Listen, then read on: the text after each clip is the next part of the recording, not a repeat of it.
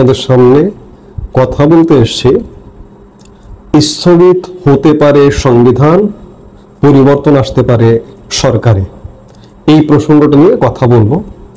আমি যে শিরোনামটির কথা বললাম, যে শিরোনাম নিয়ে আলাপ করতে চাই, এই শিরোনামটি আমার দেওয়া নয়, একটি গণমাধ্যমের, একটি পত্রিকার, এবং পত্রিকাটি খানিকটা দলীয় মুখপাত্রই বলতে পারেন।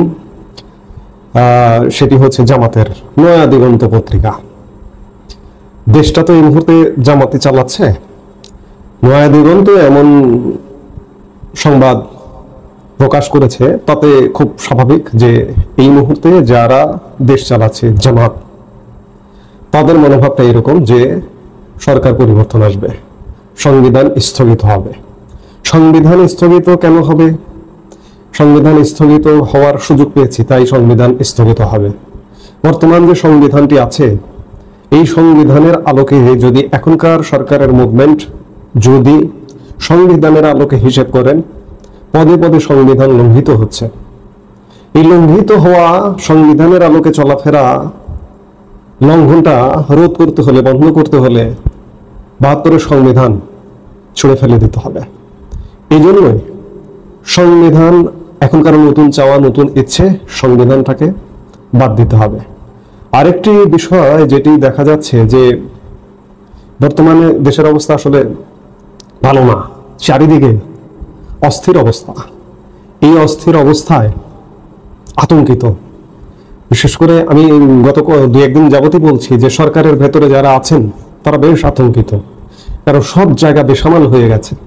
সচিবালয় উত্তপ্ত হচ্ছে, এনবিআর উত্তপ্ত হচ্ছে, বন্দর উত্তপ্ত হচ্ছে, কর্মকর্তা কর্মচারীরা উত্তপ্ত হয়ে উঠছে। আওয়ামী লীগ তো দূর কি বাদ, আওয়ামী লীগ নেই, আওয়ামী লীগের প্রয়োজন নেই। আওয়ামী লীগ ছাড়াই এই জায়গাগুলো উত্তপ্ত হচ্ছে। এই উত্তপ্ত অবস্থা থেকে, এই জ্বলন্ত উনুন থেকে এর সাথে যদি আওয়ামী লীগ এসে এখানে তুষ ছেটায়, তাহলে বর্তমানে বিদ্যমান অবস্থা ভয়ঙ্কর বিপদের মধ্যে পড়বে। এজন্য সংবিধান স্থগিত। এবং আরেকটি যেটি ভাবা হচ্ছে, এই যে নয়া দিগন্তের এই প্রতিবেদনটি থেকে যেটি জানা যাচ্ছে, সেটি হচ্ছে সরকারে পরিবর্তন। বর্তমান যে সরকার, এই সরকারে পরিবর্তন করে একটা ঐক্যমত্যের সরকার, অর্থাৎ নির্বাচনের প্রয়োজন নেই। নির্বাচন কবে হবে কোনো প্রয়োজন নেই।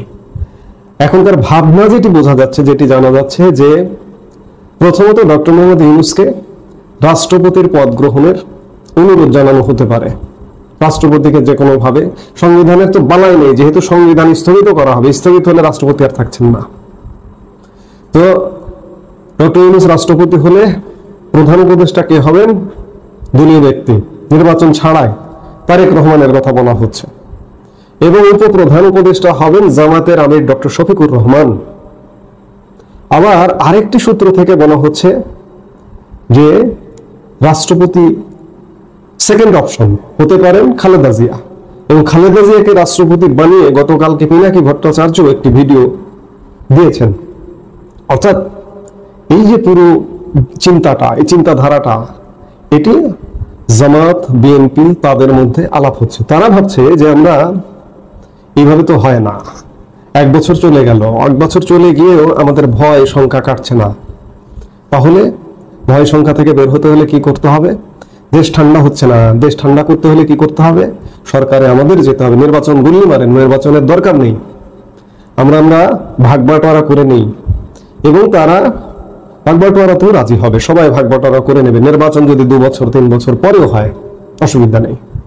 মানে এটি বলতে পারেন যে অবৈধভাবে দখল করা, এক প্রকার দখলদারিত্ব কায়েম করা। বিশেষ করে এখন যে রাজনৈতিক দলগুলো আছে জামাতের নেতৃত্বে, এই দখলটাই চাইছে। দখল চাইবার জায়গা থেকে এই ধরনের ভাবা হচ্ছে। আসলে এখন যারা আছেন তারা ভাবছেন যে আমরা আজীবনের জন্য এসেছি। আগের সরকারের লোকজন যেমন ভাবছিল যে আজীবন আমরা থাকবো, আমাদের তো ক্ষমতায় থাকতে থাকতেই কবরে চলে যাব, ঠিক তেমন ওরা তো ছিল নির্বাচিত, যেভাবেই হোক নির্বাচন। আপনারা নির্বাচনে অংশগ্রহণ করেননি, ওরা নিজেরা একটা ফর্মালিটি নির্বাচন করে পার পেয়ে গেছে। আজকে আপনারা তার থেকে আরো এক কাঠি সরেস। আজকে আপনারা নির্বাচনও করতে চাইছেন না। এই নির্বাচন করতে চাইছেন না বিধায় সংবিধান বাতিল করে দিয়ে, রাষ্ট্রপতিকে বাদ দিয়ে, অপসারণ করে নিজেরা নিজেদের মতো ক্ষমতা ভাগাভাগি করে নিচ্ছেন, দরকার নেই নির্বাচন। আজকে আপনারাও ভাবছেন যে আমরা আজীবন এইভাবে ক্ষমতায় থাকবো। আমি আজকে এই দিনের আর এক ভাগের ভিডিওতে বলেছি যে দেখা যাচ্ছে না, প্রতিবন্ধকতা কোনো চোখে পড়ছে না, কিন্তু কখন কোন প্রতিবন্ধকতা এসে ভাসিয়ে নিয়ে যাবে আপনি আমি কেউ বলতে পারি না। পচা শামুকেও পা কাটে, একটা কথা আছে, পচা শামুক বলে আমরা হেলা করি, উপর দিয়ে হেঁটে চলে যায়, সেই শামুকটাতেও কিন্তু পা কাটতে পারে, অবস্থাটা তেমন। এবং এই রিপোর্টটাই বলা হচ্ছে যে জুলাই সনদ জুলাই মাসে ঘোষণা হবে। জানি না সরকারের তরফ থেকে ঘোষণার অনিশ্চয়তা দেখা গেছে। আবার এই যে ছাত্র সমন্বয়কদের রাজনৈতিক দল তারা ঘোষণা করেছে যে 3 অগাস্ট জুলাই সনদ ঘোষণা করবে। এনসিপির আহ্বায়ক নাহিদ ইসলাম এই রিপোর্ট বলছে, নয়া দিগন্তের রিপোর্ট বলছে যে জুলাই মাসে জুলাই সনদ ঘোষণার মাধ্যমে সংবিধান স্থগিত করে দেবে, দিয়ে সরকারে পরিবর্তন আসবে। অর্থাৎ এই উপদেষ্টা পরিষদই থাকবে না এমন আভাসটাই পাওয়া যাচ্ছে। ভাগে যোগে নিয়ে একটা নতুন উপদেষ্টা পরিষদ গঠন করে দেশ চালাবে। তাহলে কি দেশটা চলে যাবে? দেশটা ঠান্ডা হয়ে যাবে? দেশ তো আপনারাই চালাচ্ছেন, রাজনৈতিক দলগুলোই চালাচ্ছেন।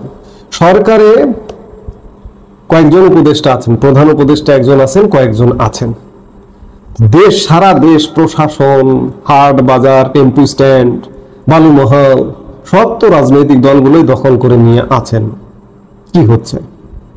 মানুষের জীবনে কি স্বস্তি এসছে? স্বস্তি আসেনি তো।